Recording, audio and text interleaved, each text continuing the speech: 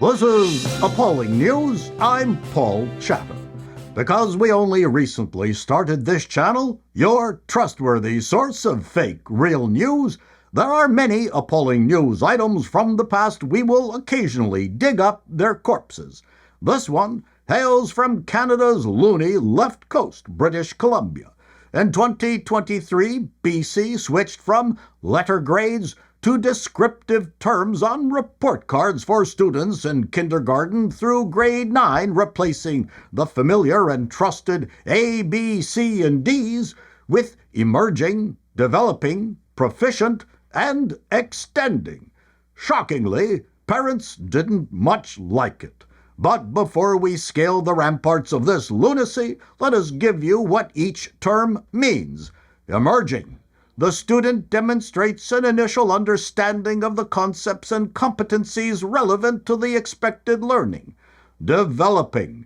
The student demonstrates a partial understanding. Proficient. The student demonstrates a complete understanding. Extending. The student demonstrates a sophisticated understanding. The key words are initial, partial, complete, and sophisticated. Notice this goes from D to A, like a butterfly gestating and emerging from its chrysalis. Our first thought is, why not just use initial, partial, complete, and sophisticated instead of emerging, developing, proficient, and extending? We could envision the vegan food fight as they realized that initial, partial, complete, and sophisticated was still too clear and not obscure enough. And in that regard, a survey found that parents and caregivers found the new terms confusing and would prefer to return to letter grades. We are shocked.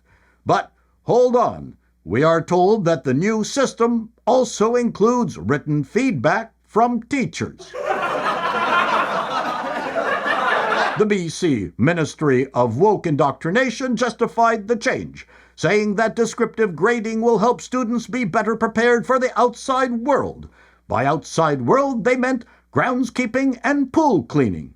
The website think.org says, "We advocate for an educational model that's a safe haven for failure.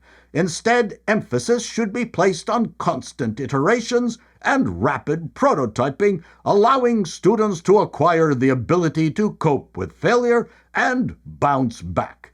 Ironically, what they have described here is the process of a grade A student. The flaw in this utopian view is the definition of failure. There is a difference between working hard and failing, and skipping classes, smoking at the wall, and failing. The think.org quote came from an educator based in the Netherlands, where most students work hard, speak multiple languages, get good grades, and do not loot Target stores. His vision is just not applicable to the coddled North American offspring ejected from between the legs of single mothers hoping to trans their kids. There is no doubt that modern educational theories abhor competition. Failing a student for never attending classes and never handing in an assignment is colonialism. They disavow the notion of hard work's connection to success and are afraid to admit that the fear of failing will, at the very least, drag the mediocre along. But the real reason for trashing the grade system was to hide just how bad the teachers are doing their job.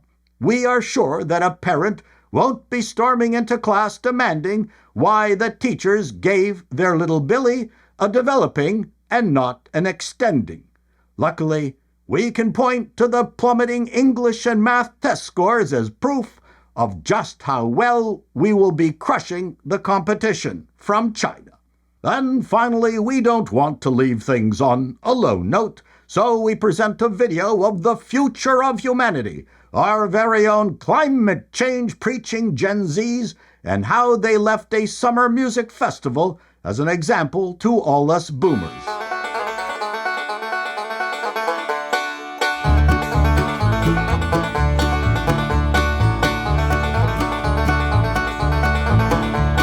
The kind of brings a tear to my eye, along with the smell of urine and vomit.